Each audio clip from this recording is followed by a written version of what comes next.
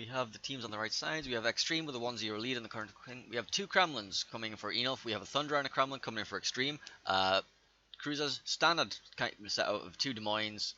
We do see a Worcester and a Hindenburg. Worcester is a very interesting one. He's probably going to park themselves up the islands at sea and start trying to farm things. Two Nevskis, again, probably going to be the kiting flank towards the 8th side. Two Petropavlovs, because you can be used quite statically along with the Stalingrad. Des Moines probably somewhere out wide. The two Des Moines will probably be used as a pushing flank down towards the sea cap. Summers and Colbert we have seen repeatedly. The Summers used for torpedo threat. Colbert used for fast cap. Smalland used for radaring.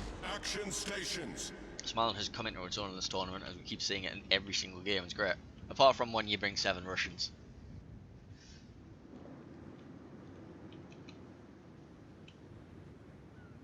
We're going to see Desert Fox heading. Yep, this is where I expect the Whistler was probably going to head himself into these island chains over here on the map. We're going to see he's going to be joined by the Des Moines. Summers is going to be his spotter. We're going to see the other Des Moines actually going to the other side. I was kind of expecting both Des Moines to go together for a push. Maybe not. We're also sending the Kremlin to this side with these guys and a different Kremlin this side. So they're probably just going to stand kind of layout, nothing too extreme. We see the Smalland going towards the B cap. He's going to go for an early radar, trying to catch out the enemy Clavert. Des Moines and Nevsky. The Nevsky's probably going to be like farming from behind an island back here. The Des Moines probably going to get himself anchored somewhere close to a cap, maybe go for a push later on. Kremlin is going to be heading along with them. We're going to see the Thunderer going to be just looking for shots over on these guys. Petropavlov's probably park himself up here. This Petrov is probably going to find himself an island over here to park up next to.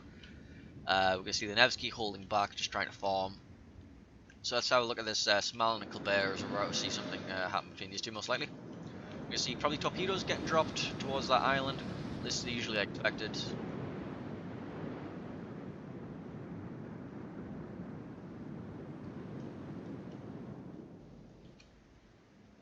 Then we can see the radar already from the Smalland. We probably will see the Colbert. The Colbert's just going to run out of it and just hide himself, beach himself behind this island where he should be relatively safe unless the Des Moines get crossfire. Which I don't think Jelly's want to get him his position away. A, it's giving you a position away and opening yourself up to broadsides from anything up here. And B, the Colbert's just going to reverse back behind the island anyway. So we'll probably see Warlocker's just reverse himself on the cap. We do see a radar coming out from a Petropavlovsk who's going to be reaching himself on this island. We're going to see a counter push from this Petropavlovsk to the mirror position on the island to try and get in a position to get the Colbert. We do see a lot of shots coming out towards the Smalland, but again he's going to park himself against this island, just protect himself quite happily.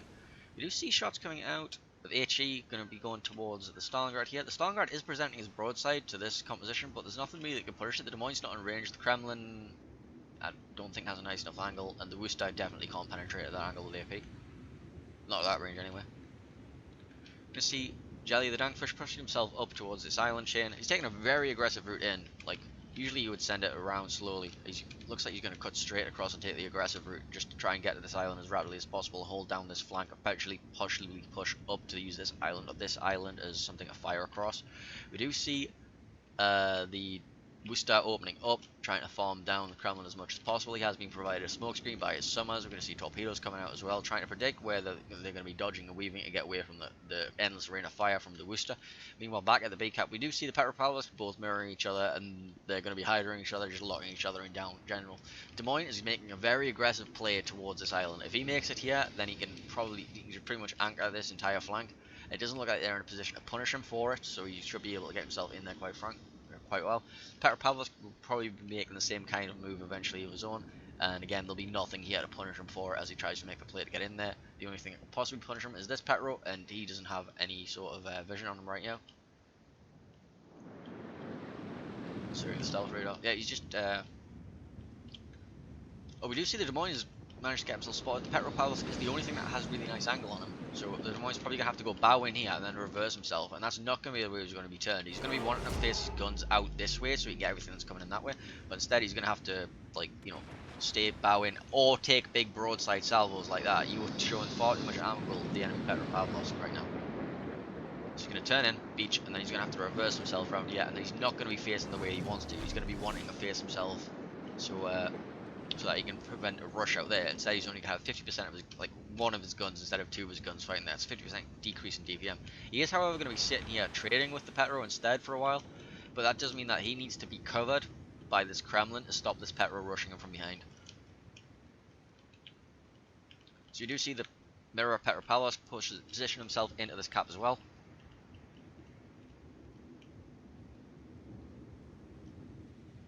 You do see Desert Fox's Worcester, just, you know, the smoke screen's expiring, he's getting himself into a safe position for now.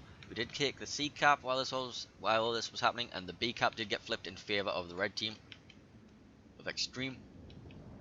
You see shots out this farm war between the Des Moines and the Petropavlovsk going to go on for a while. Both trying to not give each other too much angle, but both want to be really and get the red turret off of any possibility. The Des Moines does win the DPM trade outright between the two of them, but it also depends on what kind of crossfire comes in from their allies. We will see a Nevsky starting to push up and just generally being a real annoyance. This Thunderer is also going to make a play and try to just get himself into a position to do as much damage as possible.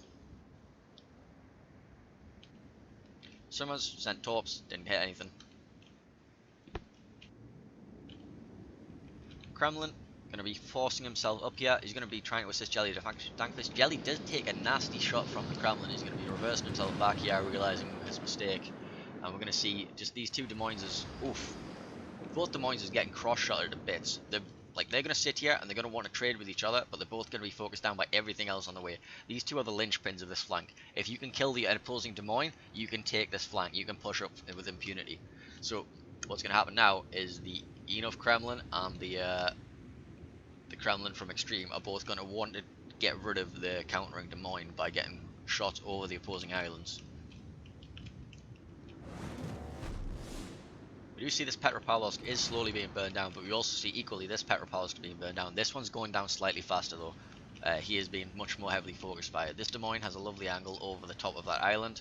They're both probably hydroing each other right now, so everybody's going to be focusing, trying to get these two Petropavlovsks one out of the battle. Which one can burn down the other one first?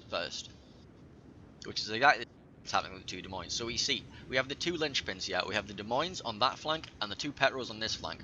And the two Petros in this center. You have linchpins all around the map. You want to burn down these linchpins so you can get around them without taking too much, without giving a broadside to them.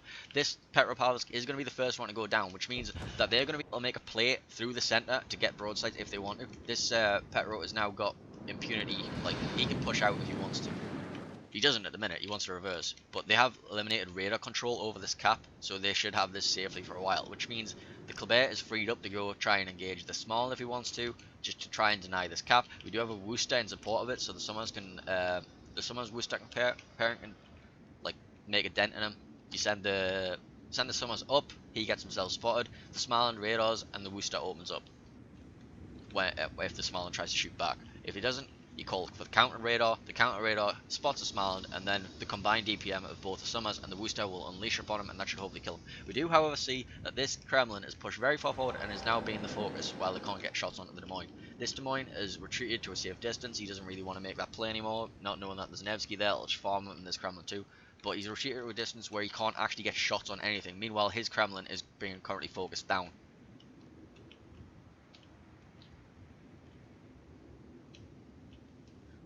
Petro's going to make an adventure. He's going to push himself forward. This we were talking about before. This Petro isn't here to counter this play, so he gets the free broadside shots at this pushing. Remy's pushing Stalingrad right now. So this Stalingrad's trying to like make up for the fact that there's nothing here anymore to be able to provide the cross shots onto this guy's, but he has to like make sure that his broadside isn't going to be exposed. Like, if this Kremlin was further forward, this is why they've forced him back. They forced him back so he can't get the broadside cross shots, and now he's up here and he gets past this island, and now he has an angle to farm out the rest of this Petropavlovsk and then potentially support these ships.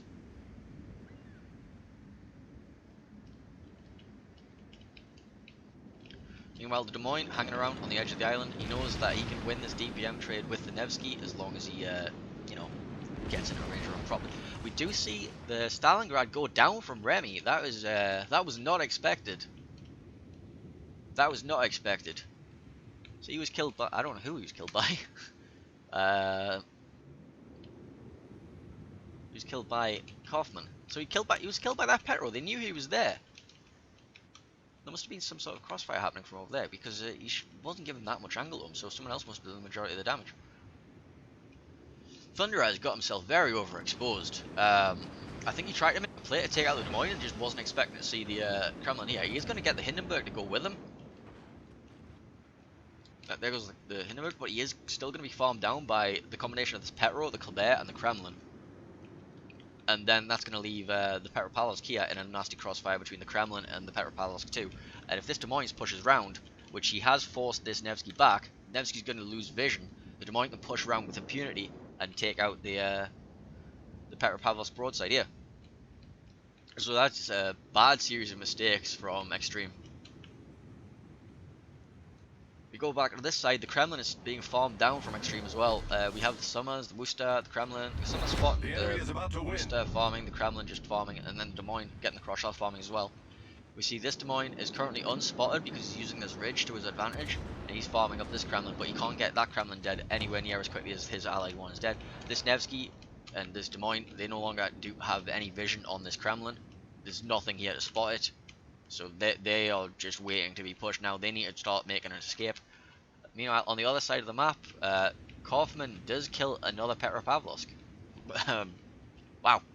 So we're about to see the Smaland dance with the Petropavlovsk as well, I think. Nope, the Smaland's just going to be like, alright, screw this, I'm taking the cap, I'm going to torp you out, protect him.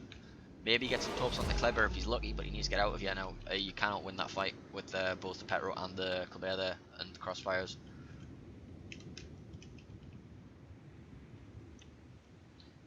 So Enough are looking in a very, very strong position right now. They have 5 kills to 1, and they have full map control. They can force themselves back into that cap. But Colbert's going to take that cap from Smaland, and I do not see a way for XTREM to get back into this game.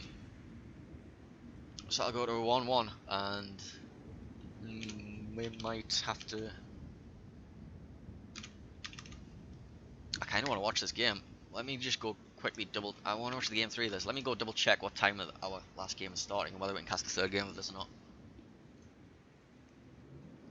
The last game is Rain versus Cheeky Breeky. Let me go check the table for that set and see if we want to watch that. We definitely want to watch that because that'll be the decider for that group, so yeah.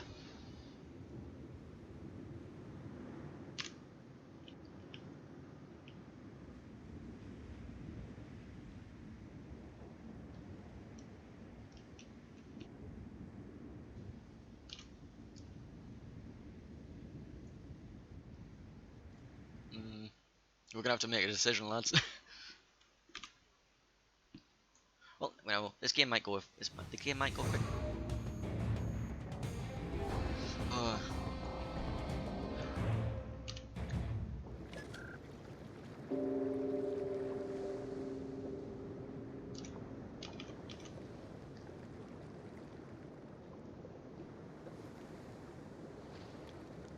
I mean, we can jump into game 2 for Rain vs Cheeky Breeky.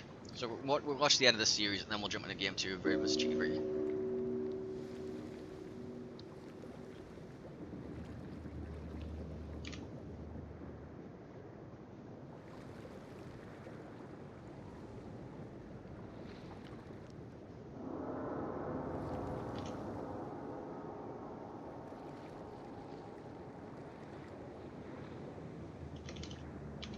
So yeah, let me just play the little cinematic for the Enough victory on that map. So that would be Enough.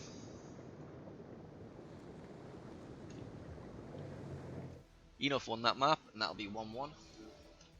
Then we go to a game 3 decider, which will be played on Northern Waters.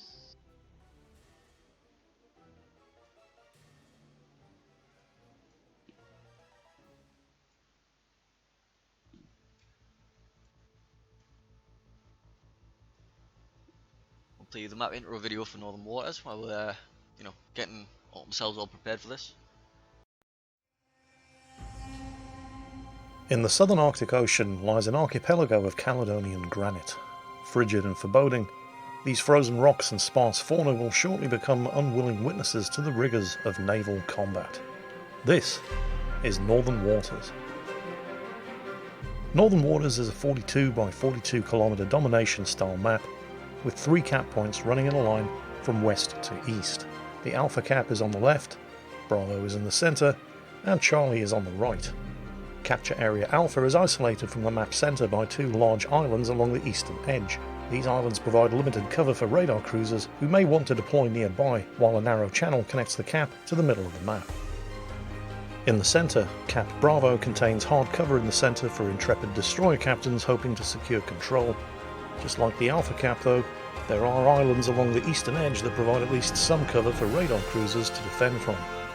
The scattered islands in and around Cap Charlie create challenges on both offence and defence. Not only do they constrict the movement of battleships in the area, they provide places for lighter units to take shelter behind and launch ambushes from. 18 ships, 2 teams, 1 victor. It's time to play Northern Waters.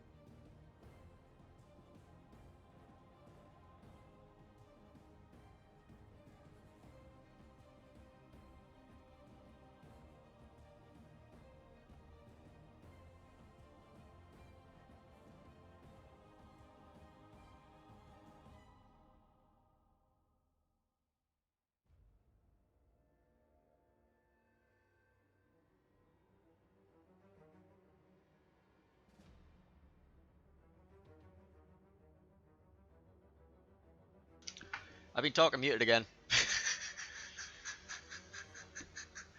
I've been talking muted. Right, we're just going to go over the map strats that we've seen on this map.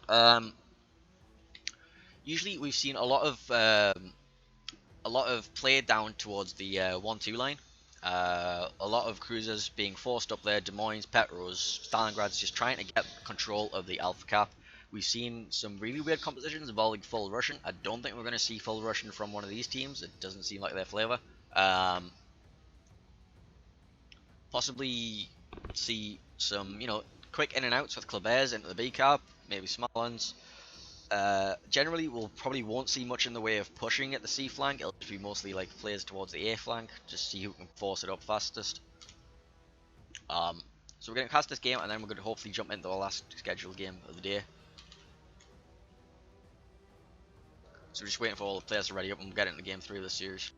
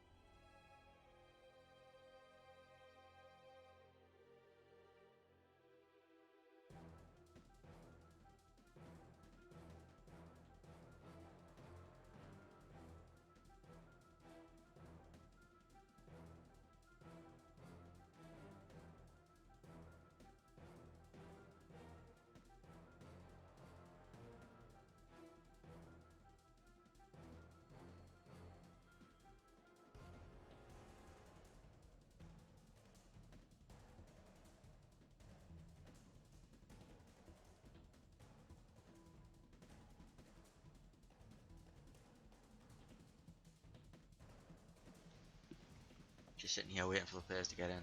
I'm going to go take a quick bio break. Be back in a moment.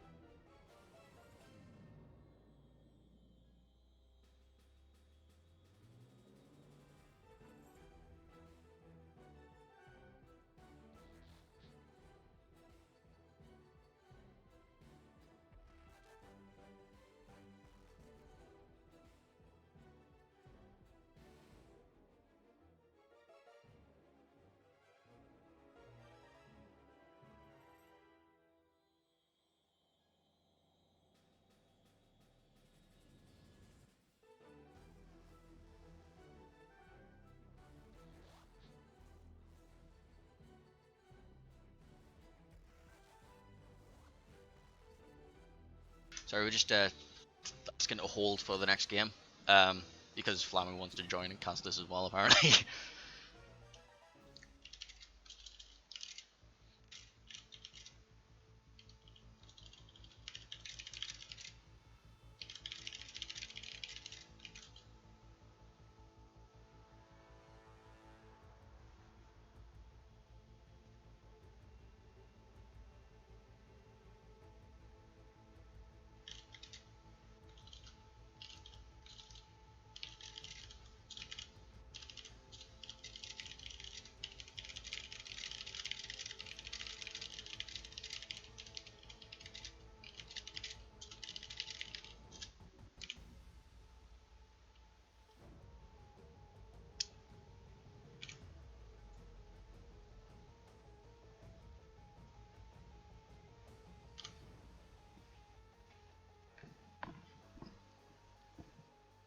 Alright, we have confirmation we can finish this and then we can go do the other game. Sorry.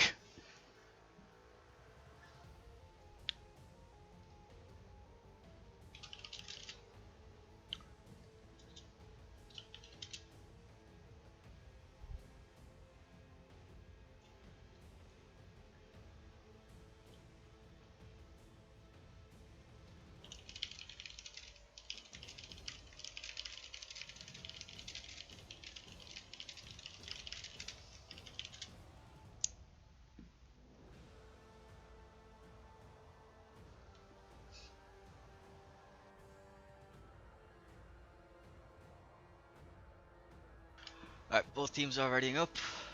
So we're going to get into game 3. This game, it will decide who progresses into the tournament stage. The knockout stage. So, without further ado, let's get to it. As long as my overlay wants to work. That's the wrong way. Alright, so we're going to see a Yamato and a Kremlin from Enov. I'm going to see a Thunder and Yamato from Extreme. Both, this says I want to kite, this says I want to push.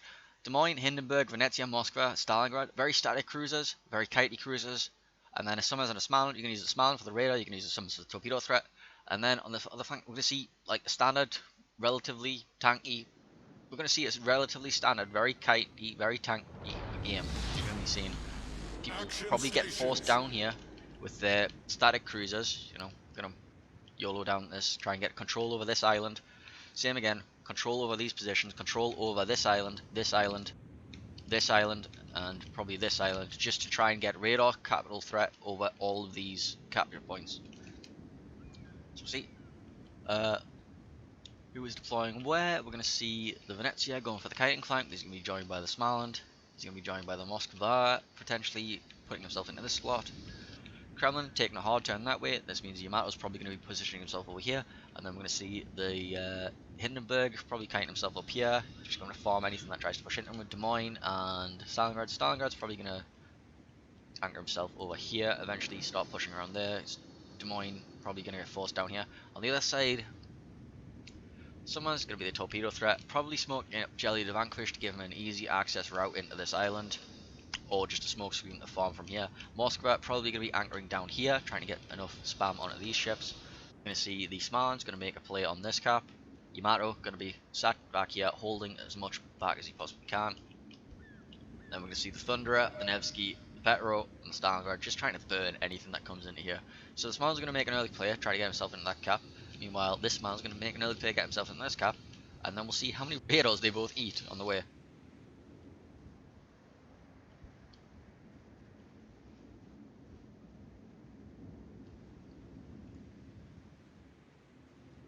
Looks like Smalin's decided against it and he's just going to go around the bottom here. He must have just been like waiting to see if he could catch someone's trying to take a cheeky entrance into the side of this cap. I haven't seen the Summers launch torpedoes yet, so he must be waiting to go for this way.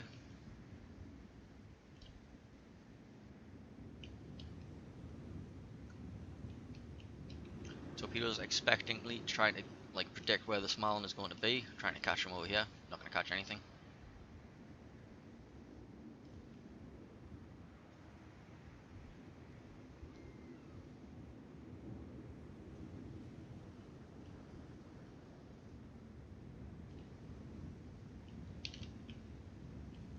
We'll see the smoke screen I was talking about to get Jelly Dankfish to get him safely up to this island. We're going to see a lot of torpedoes, and these torpedoes are going to go towards this.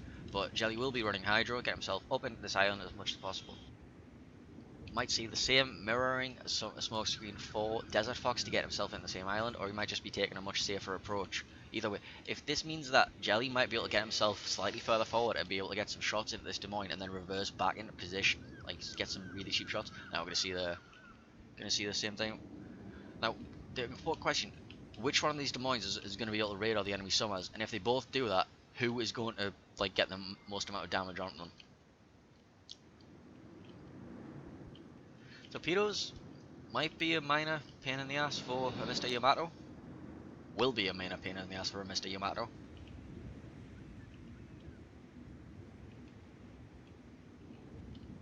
Yeah, they see that the torpedoes are going to hit the Yamato, so they're starting to try and get the fires, try to burn a Damacon out as much as possible. Yamato's turning full broadside to try and get the shots off on a Desert Fox, who is spotted and is exchanging with the enemy Summers. Not a single hit. And the Yamato, the torpedoes expired. The wheel expired on the Yamato before we got there. So we're seeing both Summers taking some mild punishment. This one more so. Extreme Summers is taking a lot more punishment. Des Moines takes a big whack from the Stalingrad, showing far too much broadside. Oh no no no no no no no no no no no no! Oh, that could have been so much worse.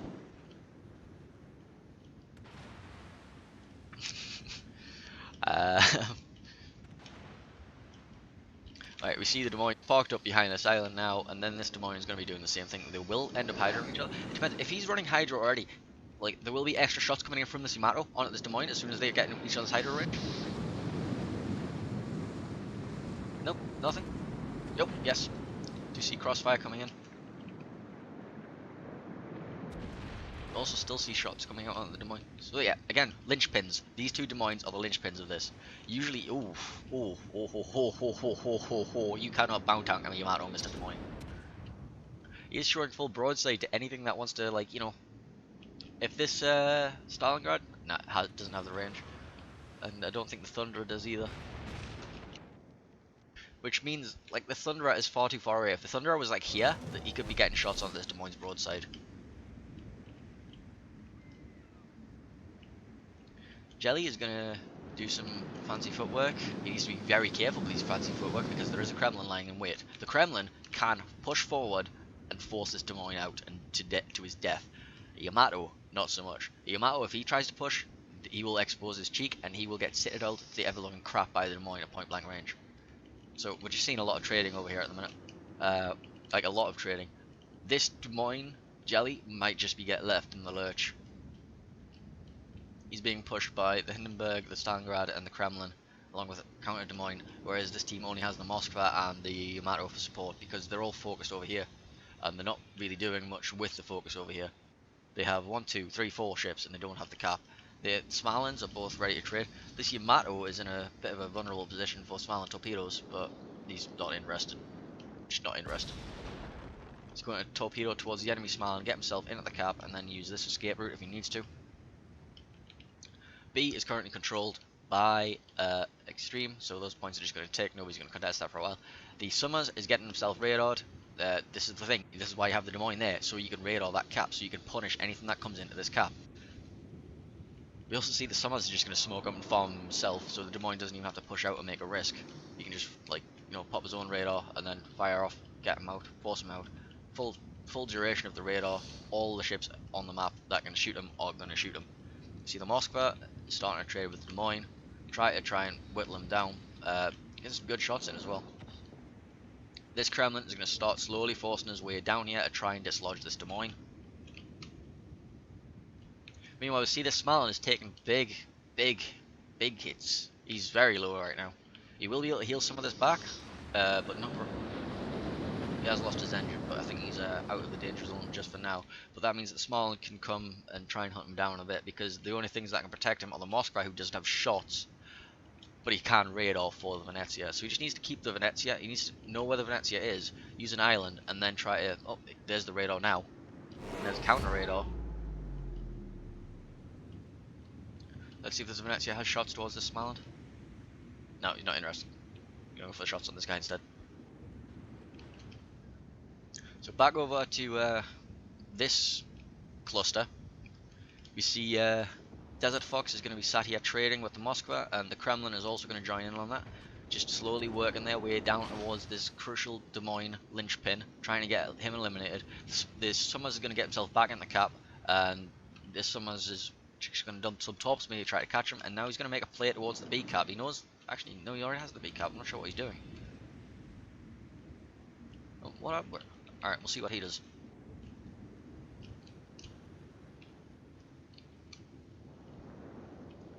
So they're just going to trade for a while. I don't think there's going to be anything YOLO-y happening for a while yet. The Kremlin isn't pushing up that much. So let's have a look. And that small on his healed up quite nicely. He's got quite a bit of his health back.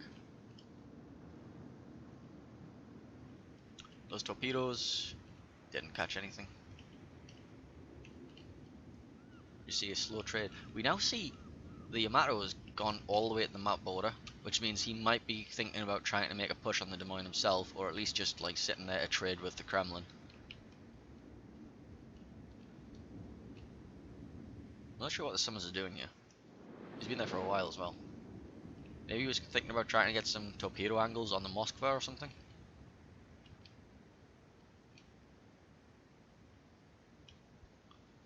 Venezia threw a smoke up just to try and disengage from whatever Fox fire was seeing him his way. So we see a 2-cap advantage right now for Extreme, and 1 cap being held by Enough. They need to like get their ships freed up, so they need to. That's probably why they were sending Summers here, just because they expect their Summers to make a counterplay. They probably expected the Summers to come out of that gap, and he was waiting there to try and catch him.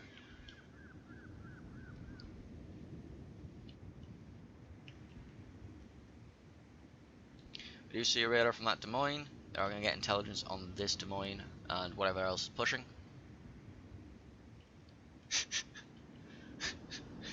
What the heck is going on? Okay, hard.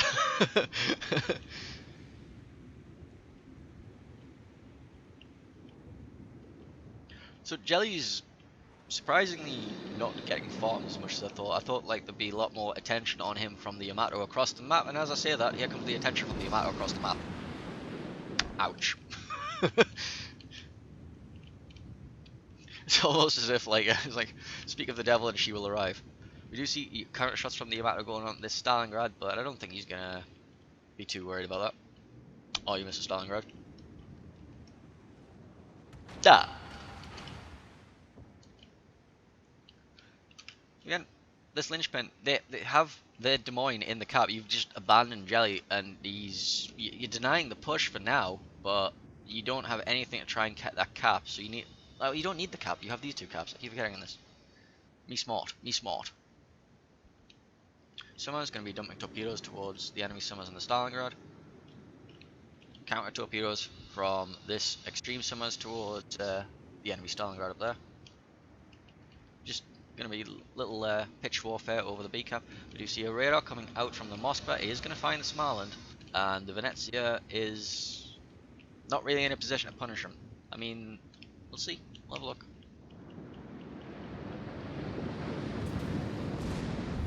The enemy is about I mean, to he was in a position to punish him, he just didn't hit him. So points taking heavily in favour of Extreme. Enough are just being held back. We don't really see any sort of progress on the little stalemate that's going on here. Somebody needs to make a play. We do see torpedo hits on the Stalingrad. That might be like a call for now, like to see if we get some farming done from the Nevsky, the Thunderer, if they can get into range, to start farming him down, start burning him down, get that rapid damage in while he can't heal it up because he's damn economy on cooldown. Or you can just sit and tank the flood because it's only a single flood.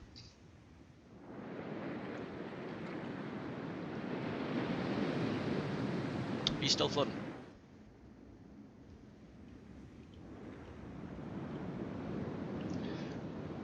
Are we going to see a play from one of these Des Moines? Well, no, he thought about it, and then the Yamato was still there. He's like, you know what? No.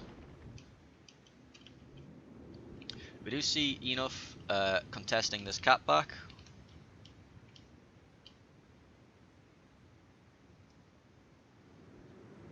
some focus fire onto this Moskva right now, trying to remove him, like force him back. He's gone from this side of the island to this side of the island, and they're all just like, oh, hello Moskva, we didn't know you were here.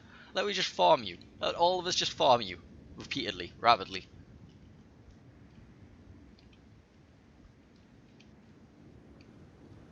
Points still ticking heavily in favor of you know, Extreme.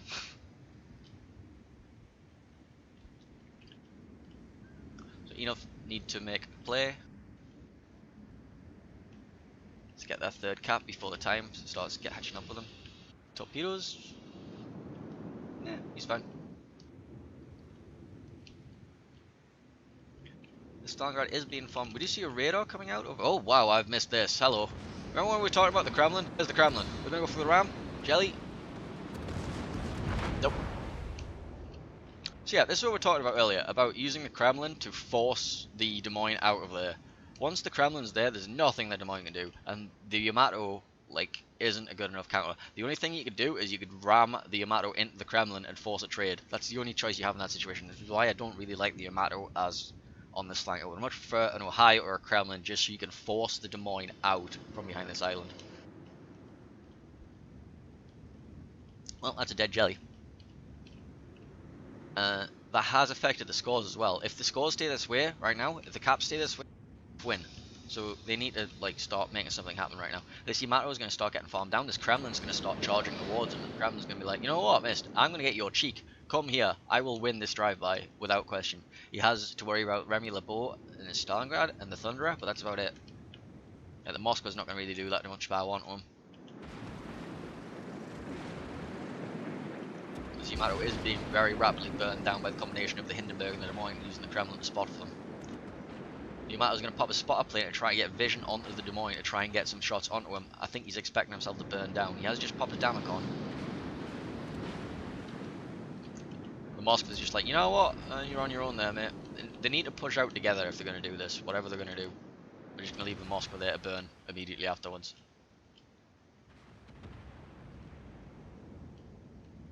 There's no, I don't see why the Moskva's just like, alright, I'm gonna sit back here. You go do whatever the hell you're doing forwards. Just yeah. So now Enofo definitely in the lead. Well, actually, saying that, they have just sent the Summers into the cap, and the Summers are being punished. You have a Stalingrad radar, smoke screen from the Summers for the Stalingrad, and the Summers is just being shot at by everything that can possibly get near it. Stalingrad's pushing up as well. Stalingrad might even try and force himself into the cap because it's like, alright, the Summers isn't going to get anything done, I need to do it myself. Because they need to get control of the caps fast. Like, the Moskva is currently sat here just like, alright, I'm going to get farmed, I'm going to go behind this island, bye, see you later. Because he's currently facing up against the Hindenburg, the Des Moines, and the Kremlin. The Kremlin's probably going to force his way out around here, just so he can get into the broadsides of potentially the Stalingrad, potentially the Thunderer, potentially just go around the back of the Moskva, anything really. Just he needs to get further forward.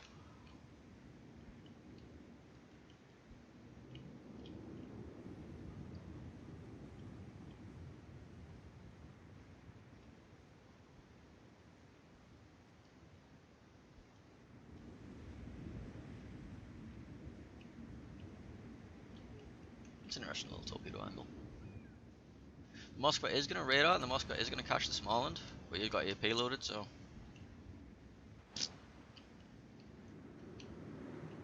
I think he might also be catching the Summers in this radar, so this Summers might actually have to open up to try and get this kill. We do have the Venezia getting the shots in, and it's just a whiff. Just a whiff. You see crossfire onto the broadside of this Stalingrad from the Yamato doesn't do anywhere near enough. Summers, shots out from the other Summers, not enough. But they are forcing Extreme to fall back, so they're just gonna, like, force more control on top of them. Petro pushing up the border for whatever reason, firing HE at the Yamato. Not going to make much impact at this point, you need to go make a play on something big. Stalingrad does take down the Summers, and this is looking like it's going to go very heavily in the favour of a certain Enough.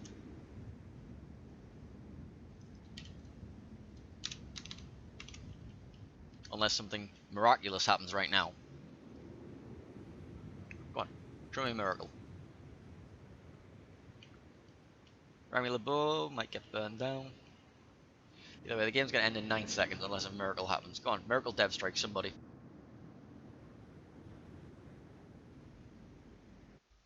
Alright, that's game over. We'll play the winner screen for you. That was 2-0. Oh no, it was 2-1, sorry. And now we need to get into the last